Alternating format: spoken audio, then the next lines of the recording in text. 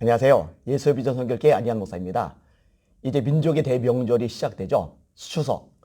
설날과 더불어 추석에는 정말 민족 대이동이 일어납니다. 수많은 사람들이 고향을 찾아가죠.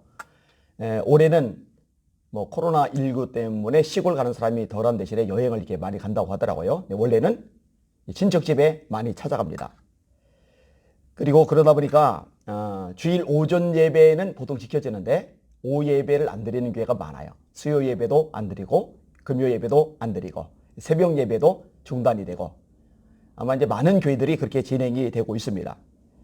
제 경우는요, 교회를 개척하고서 지상 상가로 옮기기까지, 또 지상 상가에서 허름한 건물이 생기기까지, 허름한 건물에서 지하 1층 지상 5층 이제 건축하기까지, 또 건축하고 지금에 이르기까지 공예배를 또 새벽 예배를 한 번도 쉰 적이 없어요.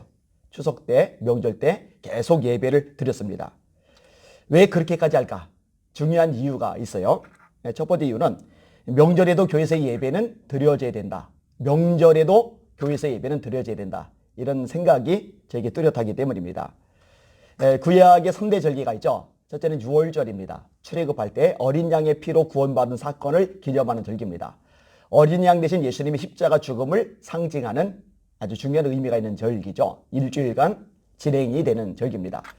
그 다음에 유월절 다음 날부터 따져서 49일째, 그래서 77절, 유월절 당일부터 따져서 50일째, 그래서 오순절, 그리고 보리를 거두기 때문에 맥추절, 첫 곡식을 거두기 때문에 초실절, 이때도 역시 마찬가지예요. 모여요.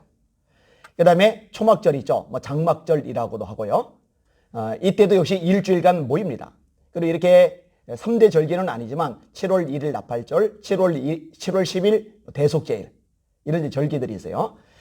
이스라엘의 절기는요, 예배를 위한 절기입니다. 모여서 예배 집중하는 거예요. 그래서 훌륭한 왕이라고 그럴 때 요시야 왕을 꼽아요. 히스기야 왕을 꼽아요. 요시야 왕의 위대함이 뭐냐? 히스기야 왕의 위대함이 뭐냐? 이 절기 예배를 왕성하게 만들었다는 거예요. 하나님께서 기뻐하시는 거죠. 그런데 우리나라의 절기는, 우리나라의 명절은 예배하고 전혀 상관이 없어요. 그러니까 이렇게 민족이 중요한 명절일 때 예배가 드려진다는 것, 굉장히 의미가 있고 하나님께서 기뻐하실 일이라고 생각을 하는 거예요. 두 번째 이유가 있는데요. 이 명절 때 사실 다른 어느 때보다도 기도가 더 절실하고 필요한 시점이기 때문에 새벽 예배도, 수요 예배, 금요 예배, 주일 오후 예배도 빠뜨리지 않는 겁니다. 아까도 말했듯이 우리나라의 명절은 예배와 상관이 없어요. 하나님과 상관이 없어요. 오히려 죄 짓기가 딱 좋은 명절입니다. 자, 추석을 예를 들게요. 추석 무렵이 되면요, 일가 친척들이 모여서 제사를 드려요. 이 조상에게 제사상을 차려놔요. 이건 우상숭배입니다.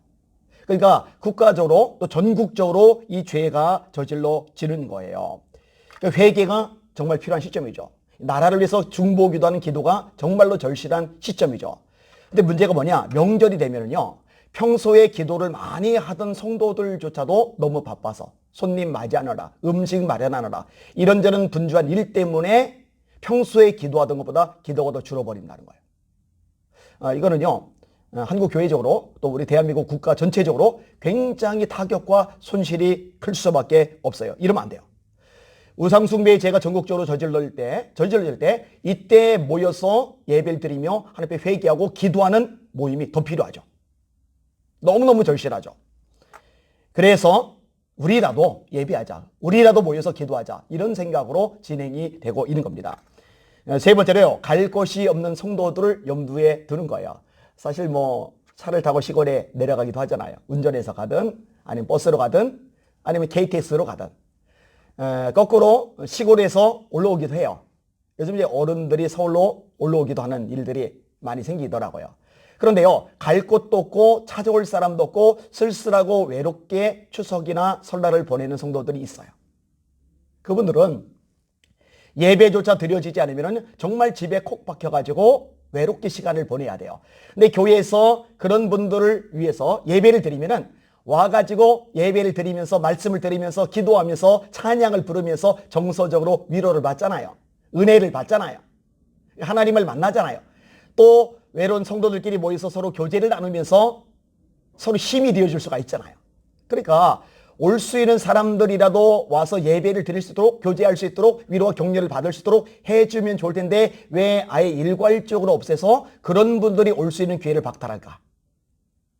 그거는 아니다. 그렇게 하자고 그들만이라도, 남아있는 사람들만이라도 와서 예배 드리고 주님을 만나고 위로와 격려와 하나님의 살아계심을 체험하도록 해주는 게 중요하겠다. 이렇게 생각을 하는 겁니다.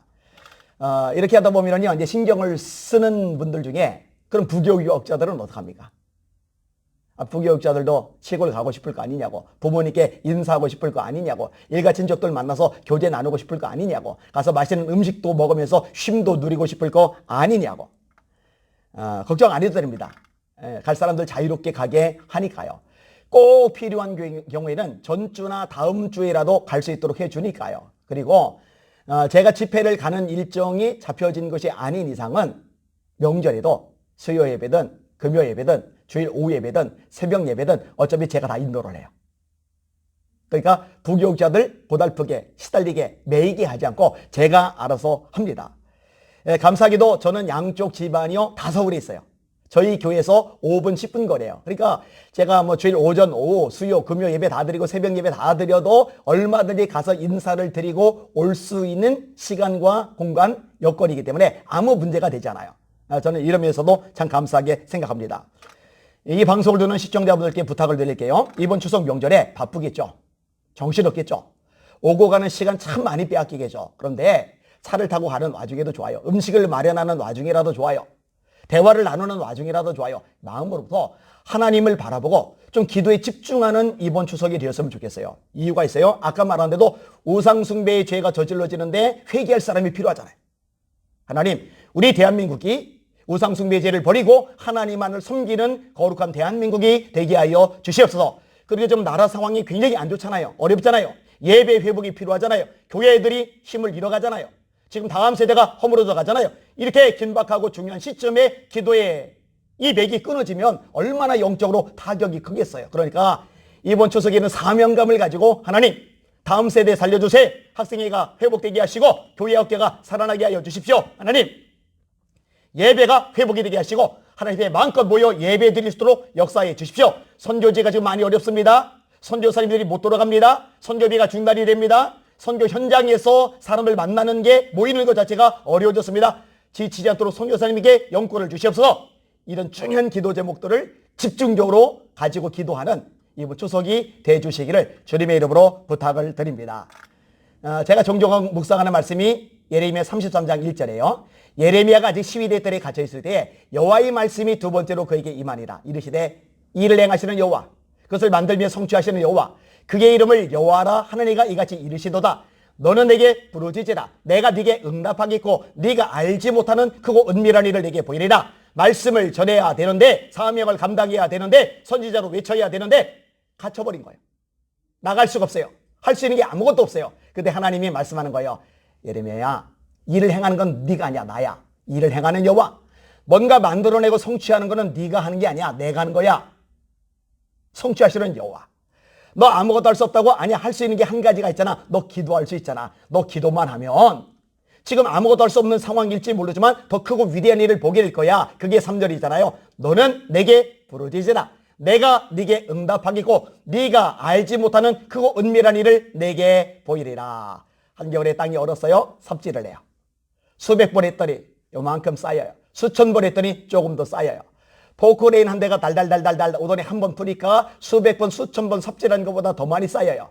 우리가 수고하는 것, 애쓰는 것, 땀 흘리는 것, 노력하는 것, 발버둥 치는 것, 수단 방법 동원하는 것, 인맥 사용하는 것 귀해요. 필요해요. 그런데 삽질이에요. 하나님이 한 번 역사하실 때 우리가 수백 번, 수천 번 발버둥 치고 애쓴 것보다 더 큰 역사가 일어나요. 이 역사가 언제 일어나느냐? 우리가 기도할 때 일어나는 거예요. 그래서 기도가 위대한 거예요. 예수님 말씀하셨잖아요. 구하라. 그러면 너에게 주실 것이요. 찾으라. 그러면 찾을 것이요. 문을 두드리라. 그러면 너에게 열릴 것이리라. 아들이 생선을 낳았는데 생선 대신에 뱀을 주며 알을 달랐는데 알 대신에 전갈을 줄 자가 있겠느냐? 아비가 악할지라도 자식에게 좋은 것을 줄 줄 알거든 하물며 하늘에 계신 너희 아버지께서 구하는 자에게 성령을 주지 않으시겠느냐? 누가복음 11장, 마태복음 7장에는 좋은 것을 주지 않으시겠느냐?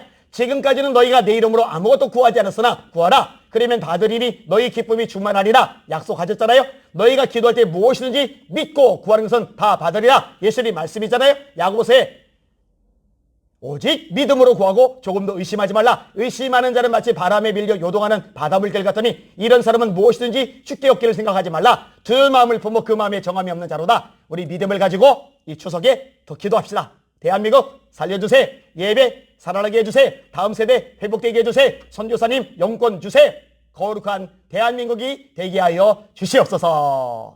행복한 은혜 넘치는 깊은 기도 속에 들어가는 아름다운 추석 명절 되시기를 예수님의 이름으로 축원합니다. 할렐루야.